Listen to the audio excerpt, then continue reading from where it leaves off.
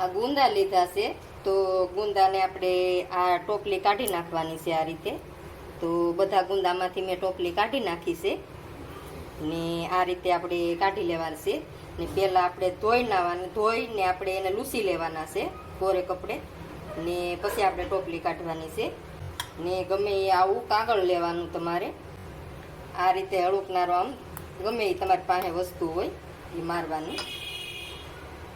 આ રીતે આપણે ઠળિયા કાઢી લેવાના છે. તો શાકે કરીને આપણે આ રીતે કાઢો એટલે આ નીહરી જાય ઠળિયાનું. તો આવું કાગળ લેવાનું છે, એમાં આપણે ઠળિયા કાઢવાના છે. ને આપણે નિમક લેવાનું છે. તો નિમક આપણે આની અંદર આ રીતે નાખતું જવાનું છે. તો આ રીતે નિમક નાખો એટલે આવી બધી સિકાશ નીકળતી જાય. જુઓ તમે, તો આ રીતે નિમક નાખી અને સિકાસાની અંદરથી કાઢી લેવાની છે. જુઓ તમે, તો આ રીતે આપણે બધાય ગુંદાના ઠળિયા કાઢી લઈએ. તો ગુંદાના ઠળિયા આપણે કાઢી લીધા છે ને જો એની સિકાસી વહી ગઈ છે તો જરા જરા નિમક નાખીને સિકાસીની કાઢી લેવાની. ને એવું લાગે આપણે કે નિમક વધારે માથે છે તો આપણે સાદું કપડું લઈ ગમે લેપટિંગ કે રૂમાલ એનાથી લૂસી નાખવાના. હવે આપણે આ કાશી કેરી લીધી છે તો કેરી આપણે કડક લેવાની, પોસી નહીં લેવાની. તો કેરીને આપણે આ રીતે આપણે સાલ ઉસેડી લેવાની છે.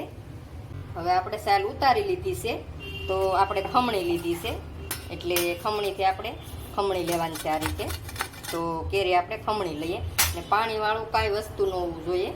તો કેરી આપણે ખમણાઈ ગઈ છે ને વાસણ કોરા રાખવાના હાવ ને ગમે એ વસ્તુ આપણે કોરી જ રાખવાની, પાણીવાળું ન જરી હોવું જોઈએ.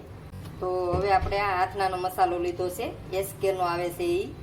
તો તમારે ઘરે મસાલો ન બનાવવો પડે, આ મસાલો બહુ સારો આવે છે. તો એ મસાલો આપણે આમાં નાખી દઈએ. હવે આપણે એ મસાલો ને આ કેરી છે એ મિક્સ કરી લેવાની છે આ રીતે. તો કેરી આ રીતે ખમણીને નાખો એટલે બહુ સરસ એ લાગે ને આથણામાં ભળી જાય. ખટાશ આપણે નાખવી પડે એમાં આથણામાં, તો આખું વરસ આપણે હાથનું સારું રહે. તો આ રીતે આપણે મિક્સ કરી દઈએ બે વસ્તુ. ને ગુંદા તમારે કડક લેવાના. આ મારે કામ આવી ગયું હતું હશે એટલે 2 દિવસ મારે પડ્યા રહ્યા ગુંદા, એટલે થોડાક પોસા થઈ ગયા છે. એટલે વરદી તમારે હાથનું રાખવું હોય તો કડક ગુંદા લેવાના તાજા, એટલે હાથનું તમારે આખું વરસ એવું ને એવું રહે.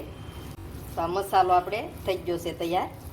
આમાં કોઈ વસ્તુ નાખવાનું નથી, બધી વસ્તુ મસાલામાં આવે છે, ખાલી આપણે કેરી જ નાખવાની છે. તો આ મસાલો આપણે તૈયાર થઈ ગયો છે. હવે આપણે ગુંદામાં આપણે ભરી લેવાનો છે. તો આ રીતે આપણે બધાય ગુંદા ભરી લઈએ. આ રીતે આપણે ગુંદા ભરી લઈએ બધાય. તો હજી એક ગુંદું ભરીને હું બતાવી દઉં તમને. તો આ રીતે આપણે ભરી લેવાના છે.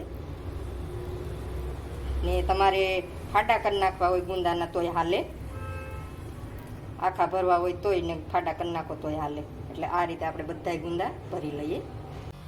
તો આપણે હવે બધાય ગુંદા આપણે ભરાઈ ગયા છે ને આપણે થોડોક મસાલો વીધો છે તો એ આપણે ઉપર નાખી દેવું. એટલે હવે આપણે એક ઝીલી લઈ લઈએ. તો તમારી પાસે ડબલો હોય તોય હાલે ને કાચની ઝીલી હોય તોય હાલે. તો હવે આપણે આ ગુંદા છે એ આમાં ભરી લેવાના છે. તો આ રીતે આપણે બધાય ગુંદા ભરી લઈએ આમાં.